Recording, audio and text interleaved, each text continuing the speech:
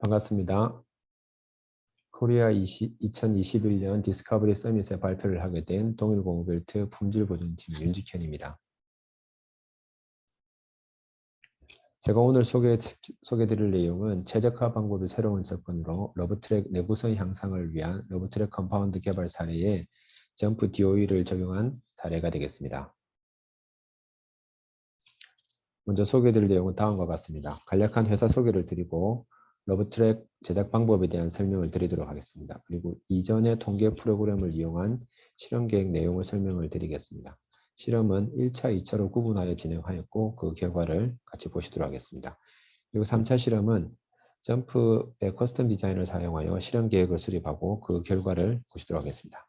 마지막 결론 순서로 발표를 마치도록 하겠습니다. DRB는 두 개의 회사로 구분되어 있습니다. 주식회사 DRB 동일과 동일공유벨트 주식회사로 구성되어 있습니다.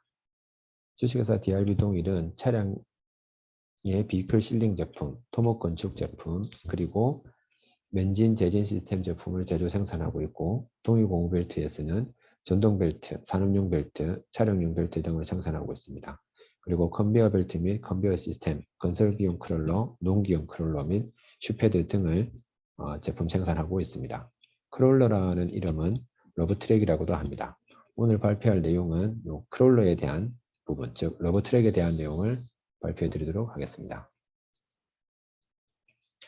동일공유벨트는 1945년 창립 이후에 75년간 사업을 지속해 오고 있으며 현재 국내 생산 공장, 부산 공장과 양산 공장 2곳이 있고 러시아 공장, 슬로바키아 공장, 중국 청도와 중경 공장이 있으며 베트남 공장을 포함한 5개의 해외 공장을 운영하고 있습니다. 그리고 미국 판매법인, 일본, 상해, 인도네시아 판매법인 4개의 판매법인을 운영하고 있고 베트남의 하노이와 미국 조지아의 해외 사무소 2곳을 운영하고 있습니다. 창립 당시는 지방의 작은 공장에 불과했지만 지금은 국내외 자동차 메이커와 해외 유수 글로벌 기업들과 비즈니스 파트너로 일하고 있는 글로벌 회사로 성장하고 있습니다. 앞서 말씀드린 바와 같이 동일공유벨트 제품 중에 러브트랙에 대하여 진행한 내용을 공유하도록 하겠습니다. 러브트랙은 건설기용 그리고 농기용 등에 적용되는데 사용 시간에 따라 러브트랙 외관에 다양한 흔적을 남기게 됩니다. 러브트랙의 지면과 부딪히는 부분들을 트레드라고 부르게 되는데 트레드에 접수된 클레임을 확인해 보면 그림에서 보시는 바와 같이 달아서 마모된 부분, 뜯어져 나간 부분, 그리고 갈라지는 부분, 긁힘 자국 등 여러 가지 현상으로 나타나게 됩니다. 고객은 제품을 사용하면서 이러한 현상을 최대한 나지 않는 제품을 요구하였고 그 목표를 현재의 사용 시간보다 25% 향상된 제품 개발을 요청하였습니다. 사용 시간을 측정하는 것은 제품 개발 후 사용 시간을 평가해야 되는데 이러한 과정은 많은 시간이 걸리기 때문에 사용 시간과 관련된 트레드 고무의 특정한 고무 물성을 선정하여 그 물성이 일정 이상 값을 가지게 되면 내구성이 향상될 것으로 분석이 되었습니다. 그래서 고객 요구사항을 만족하는 트레드 고무를 개발하는 것으로 방향을 맞추게 되었습니다. 먼저 러브트랙의 트레드 고무 생산 과정을 설명드리도록 하겠습니다.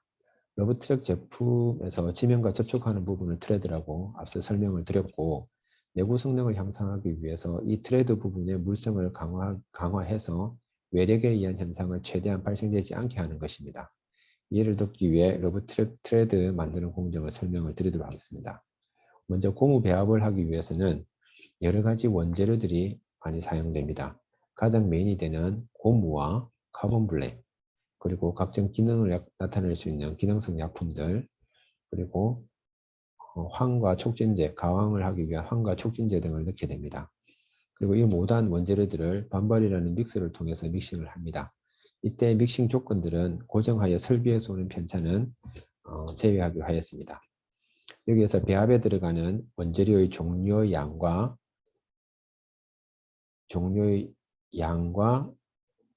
종류와 양이 가장 중요한 요인이 되고 믹싱 후에 얻게 되는 다양한 물성값들이 반응치가 되겠습니다. 즉 내부 성능을 향상하기 위해서는 다양한 고무 울성들 중에서 가장 연관성이 큰 것들을 Y1에서 Y3로 반응치를 결정하였고 그 믹싱 후에 나타내는 무늬와 레오메다 커브 등에서 나타나는 값들을 Y4에서부터 Y7으로 정의하였습니다. 물성 평가를 위해 샘플 제작에 필요한 가항 조건, 시간, 온도, 압력은 믹싱 후 측정한 값을 기준으로 작업을 하였습니다. 이번 발표의 실험 설계의 내용을 전체적으로 설명을 드리도록 하겠습니다. 점프를 도입하고 프로그램 사용법을 학습하는 과정이었고 아직 프로젝트를 실행하지 않은 단계에서 점프의 활용을 고민하던 차에 이전 통계 프로그램을 사용해서 진행했던 자료를 가지고 점프로서 재분석함으로써 추가로 발견할 수 있는 내용이 있는지 정리해 보았습니다. 우선 고무 배합에 있어서는 약 15가지에서 20가지 정도의 원재료들이 혼합되어 물성을 나타나게 됩니다. 따라서 원재료 선정에 대한 지식과 경험이 가장 많이 필요하게 됩니다. 제가 처음 배합을 배울 때 어떤 원재료를 얼마만큼 사용해야 될지 모를 때 10년 이상의 경력의 선배들은 몇 번의 배합을 하지 않고 그동안 지식과 경험으로 목표하는 배합을 만들곤 하였습니다. 하지만 통계 프로그램을 사용하면 원재료 선정에 대한 기본 지식만 갖추어지면 10년의 경험이 없더라도 실험계획법으로 목표하는 배합을 만들 수 있었습니다. 다시 배합으로 돌아가서 배합의 가장 중요한 베이스 고무와 카본 블랙에 대한 선정을 먼저 하였고 1차 실험에서 선정을 진행하였습니다. 그래서 고무에 대한 레벨 4가지, 카본 블랙에 대한 레벨 3가지를 정리하여 풀 팩토리얼 디자인을 하여 12가지 실험을 진행을 하게 되었습니다. 그리고 2차 시험에서는 1차 실험에서 선정된 X1과 X2를 고정을 하고 나머지 X3, X4, X5, X6를 이 수준으로 정의하여 풀 팩토리얼 시험을 진행하였습니다. 이때 중심점과 반복을 진행했을 때 총 54번의 실험을 횟수를 진행하게 되었습니다. 점프를 도입하면서 같은 실험을 커스텀 디자인으로 사용했을 때 어떤 결과를 보이는지 궁금하여 세 번째 실험을 진행하였습니다. 세 번째 실험에서는 이 X1과 X2 나머지를 구분하지 않고 X1에서부터 X6에 대한 부분들을 전체의 레벨을 같이 포함해서 커스텀 디자인을 했을 때 총 48번의 실험 횟수를 진행하게 되었습니다. 이때 앞에 1, 2차 때 시험을 합치게 되면 약 66번의 실험, 그리고 3차 때는 48번의 실험을 진행하면서 두 가지 실험에 대한 결과를 이후에 볼 수 있도록 하겠습니다. 즉, 점프의 커스텀 디자인으로 어떤 통계적 분석을 더 할 수 있는지를 비교하는 것이 이번 실험의 목표가 되었습니다. 우선 1차 실험에서는 배합에서 가장 중요한 고무의 비율, 그리고 카본 블랙의 종류에 대한 부분들을 팩트로 두고 4가지 명목형 2개의 4가지, 그 다음에 3가지 수준, 총 12번의 풀 팩토리얼 실험을 그림과 같이 진행하였습니다. 반응치는 Y1부터 Y7까지를 정의를 하였고 그리고 필요한 스펙들, 그리고 반응치에 목표하는 값들, 최대인지 최소인지, 그리고 일정 타겟을 가진 값들인지, 그리고 그에 따른 중요도를 넣어서 설정해서 12회 실험을 진행하였습니다. 1차 실험 결과를 정리해서 프리딕션 프로파일러에 검토한 결과 Y1부터 Y7의 목표에 근접하는 요인의 조건들을 결정하게 되었습니다. 여기서는 X1은 60대 40, 그리고 X2에서는 I60으로 선정하게 되면 원하는 목표치에 가까운 값을 확인할 수 있었습니다. 2차 실험에서는 X1부터 X4로 정의되어 있는데 이 X1에서 X4는 실제로 X3부터 X6 값이 되겠고, 그리고 나머지 Y에 대한 부분들은 1차 실험과 동일한 스펙과 목표, 그리고 중요도를 넣게 되었습니다. 그리고 주 효과와 교호작용을 확인하기 위해서 다음과 같이 모델 이펙트를 설정하게 되었습니다. 그리고 여러 개의 반응치 모두의 만족 여부를 확인하기 위해서 전통적인 회귀 분석 방식을 사용하여 분석을 진행하게 되었습니다. Y1부터 Y7 전부 다 똑같이 이렇게 진행해야 되는데 총 실험 횟수는 54회의 실험 횟수를 정의하였습니다. 리스트 스퀘어 피스로 각 Y1부터 Y7을 분석 리뷰하였습니다. 반응치와 요인과의 관계를 이펙트 서머리로 분석한 결과 X1부터 X4 그리고 서로 교호작용을 가지는 값들이 반응치에 유의하게 영향을 주고 있음을 p-밸류를 통해서 확인할 수 있었습니다. 그 당시에는 확인할 수 없었지만 점프를 통해서 통계적 모델로서 확인해 보니 실제 요인 간의 관계가 있는 것을 확인할 수 있었고 또한 이 요인들은 서로 독립적이지 않고 상호 영향력이 있음을 확인할 수 있었습니다. 그리고 잔차 분석, 잔차 분포 등을 확인하여 특이사항이 없어 신뢰할 만한 실험 결과임을 확인할 수 있었습니다. 보시는 바와 같이 반응치 Y1부터 Y7까지 전체적으로 리뷰를 진행하였습니다. 그리고 프리딕션 프로파일을 사용하여 다음과 같은 결과를 얻을 수 있었습니다. 그리고 1차 실험에서 선정된 X1, X2 그리고 2차 실험에서 선정된 X1에서부터 X4 실제로는 X3부터 X6를 적용했을 때 반응치 Y1부터 Y7 결과를 그림과 같이 얻었는데요. 모든 반응치가 스펙을 만족하였습니다. 1차 실험과 2차 실험의 결과를 적용하여 고객 요구사항을 만족하는 고무 배합을 선정하였고 현장 배합 적용 횟수도 만족할 만한 결과를 확인할 수 있었습니다.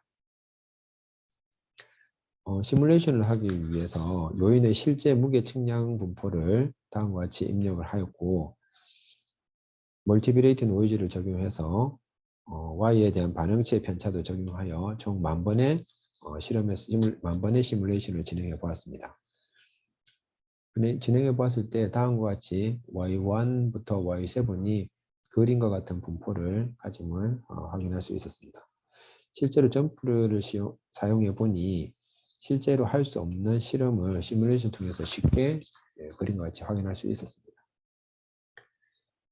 1, 2차 실험을 분리해서 실험을 진행해 본 결과 X1은 60대 40, X2는 I60, X3는 2.07g, X4, X5, X8도 약 각각 0.5, 2g, 2g으로 요인의 값들을 설정하였고 그에 따라서 물성치도 전부 다 스펙 인을 드는 배합을 확인할 수 있었습니다.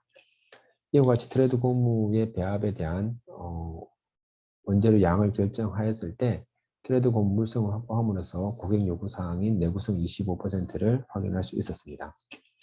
하지만 1차와 2차 실험은 X1, 2와 X3부터 X6를 구분하여 실험하였기 때문에 X1, 2 선정에서 제외된 요인의 레벨과 X3부터 X3까지의 관계와의 관계는 확인할 수가 없었습니다. 따라서 점프 커스텀 디자인을 사용하여 모든 요인 간의 관계를 확인해 보면서 이전에 선정된 배합과 다른 배합에서도 같은 목표로 하는 물성을 만족할 수 있는지 3차 실험에서 검토해 보기로 하였습니다. 3차 실험은 X1부터 X6까지 모두 다 한 번에 값을 집어넣게 되었고요. 그 반응치는 1차와 2차 실험과 동일하게 적용하였습니다. 실험 계획을 하여 본 결과 총 48번의 실험 횟수를 얻을 수 있었습니다. 이것은 1, 2차 실험과 비교해 보면은 약 18번의 횟수가 적게 나오게 되는데요. 점프의 커스텀 디자인은 회사에서 R&D에 있어서 시간과 비용을 줄이는 좋은 방향을 보여주는 것 같았습니다. 앞서 언급한 바와 같이 배합 경험이 많지 않은 초보 배합 개발자라도 원자재 선정에 대한 지식만 보유되면 10년 경력자와 같은 퍼포먼스를 점프 DOE를 통해서 할 수 있다고 생각이 됩니다. 다시 모델링으로 들어와서 그림과 같이 선정하고 Y에 대한 부분도 이렇게 진행을 하여 주 효과, 교호적인 효과를 확인해 위해 다음과 같이 모델링을 하고 앞서 1, 2차와 마찬가지로 여러 개의 반응치 모두를 만족하는지에 대한 여부를 확인하기 위해 전통적인 회계 방식을 통해서 실험을 진행하였습니다. 팩트 서머리를 통해서 확인해 본 결과 모든 요인들이 반응치에 영향을 주고 있음을 확인할 수 있었습니다. 왼쪽 그림은 처음 결과에 대한 부분들인데 이 부분에서 P 값의 밸류가 약 21가지 항 중에 P 밸류가 높은 항들은 삭제하여 설명률 높은 모델을 얻기 위해서 이렇게 그 이전에 있던 P 값들 높은 값들을 제외하고 18개의 항으로서 모델링을 구축하였습니다. 모든 반응치에 대해 파라미터 분석을 진행하여 영향력을 확인할 수 있었습니다. 요인들은 서로 독립적이지 않고 상호 영향력이 큼을 알 수 있었고, 그리고 잔차 분석을 통해서 확인해 본 결과 이상점이 있기는 하나 전체적으로 특이사항이 없어서 신뢰할 만한 실험 결과임을 알 수 있었습니다.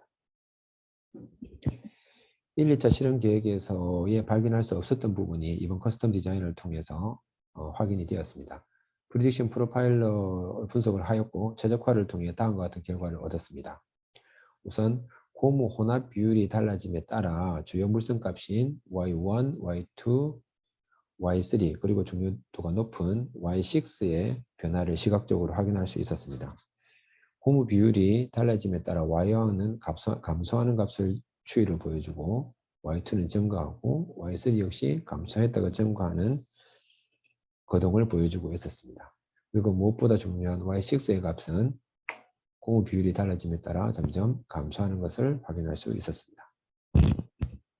그리고 홀륨고무의 특성과 관련되는 반응치 중에 X4는 Y3와 Y4의 영향을 많이 주는 걸 알 수 있었고 X3는 Y5와 Y6에 서로 상반되는 영향을 주는 것을 확인할 수 있었습니다.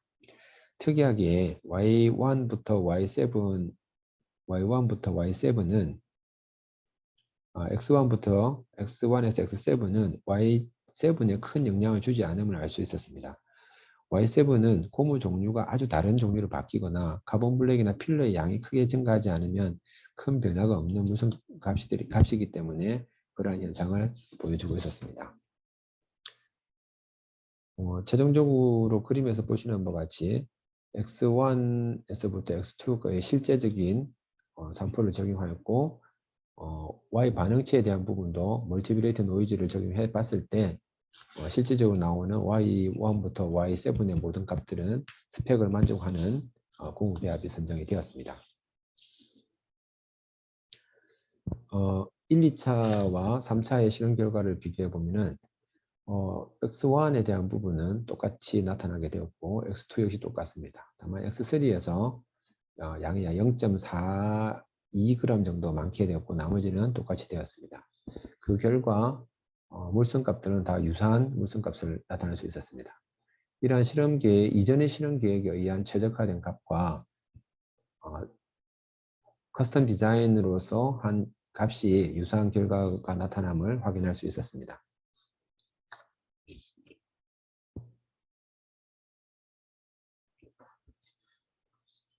네, 그리고 시뮬레이션에 대해서 반응치 결과를 확인하기 위해 디스트리뷰션 기능을 확인하여 분포를 그림으로 나타냈습니다. X1에 대해서 가장 중요한 우선으로 선정된 6대 60대 40을 고정을 하고 반응치에 대한 값들을 보게 되면은 Y1은 약 1.7cpk 수준이고 Y2는 2.1cpk 수준으로 대부분 만족하는 값을 보이고 있었습니다. 하지만 Y3에 대한 부분은 고무 비율이 30대 70일 경우에 대부분의 값들이 스펙 아웃이 벗어남을 확인할 수 있었고 40대 60일 경우에도 일부 스펙을 벗어남을 확인할 수 있었습니다. 하지만 60대 40과 70대 30은 대부분 이쪽에 포함되는 값들임을 확인할 수 있었습니다. 그래서 Y3를 기준으로 했을 때 또 스펙 안은 드는 값들을 선정하게 되면 그에 따라서 X1의 내용들이 정의됨을 알 수 있습니다. 그리고 Y4는 별 특이사항 없고 Y5 같은 경우는 고무의 전체 제품 가공 시간과 관련되는 부분입니다. 그래서 이 부분으로 짧게 나타난 것은 오히려 스펙 변경을 통해서 조정하게 되면 별 문제가 없을 것으로 보여집니다. 그리고 Y6는 정상적으로 들어가게 되고요. Y7 같은 경우는 고무 제품의 성형에 있어서 작업도하고 관련되기 때문에 이 작업에 대한 부분은 약 60에서 70 정도 수준이면은 현장에서 별 무리가 없기 때문에 이 값도 스펙을 변경하면 되는 것을 확인할 수 있었습니다. 그래서 이런 디스트리뷰션 기능을 통해서 어느 고무의 고무 비율에 따라서 어떤 값들이 어떻게 움직이는지를 시각적으로 확인할 수 있는 좋은 방법이 되었습니다. 시뮬레이션 결과를 데이터 테이블에 저장을 하고 스캐터 플롯 매트릭스로 확인하면 결과 다음과 같이 나타났습니다. 크게 좀 구분하기 위해서 고무 비율이 극단적으로 다른 부분을 비교해 보면은 물성 값들이 어떻게 분포하는지를 확인할 수 있었습니다. 이에 따라서 x2와 x3 그리고 x4 나머지 값들을 구간을 정리하게 되면은 그 구간을 움직이면서 y의 값들이 어떤 물성을 어떤 위치에 보여주는지 본 그림에서 확인할 수 있었고요. 무엇보다 커스텀 디자인이 가장 효과적이라고 생각하는 부분이 다음에 있습니다. 물성치에 대한 값들을 먼저 원하는 물성치에 해당하는 값들을 먼저 설정을 하게 되면은 이 물성치 값들을 보여주는 요인들의 값들에 대한 분포를 보여주게 됩니다. 이것은 고무 배합에 있어서 고무 선정이 배합 단가에 가장 크게 결정적인 영향을 주기 때문에 다양한 배합 비로서 같은 물성을 만족하는 배합을 확보해야 고무 가격 변동에 따른 대응을 할 수가 있습니다.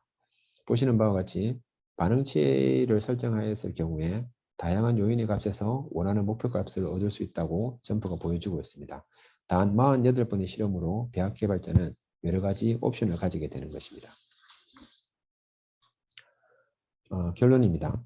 이전의 통계 프로그램에서도 배합 개발의 목적은 달성할 수 있었습니다. 하지만 점프의 커스텀 디자인을 통해 더 적은 실험 횟수로도 같은 목적을 달성할 수 있었습니다.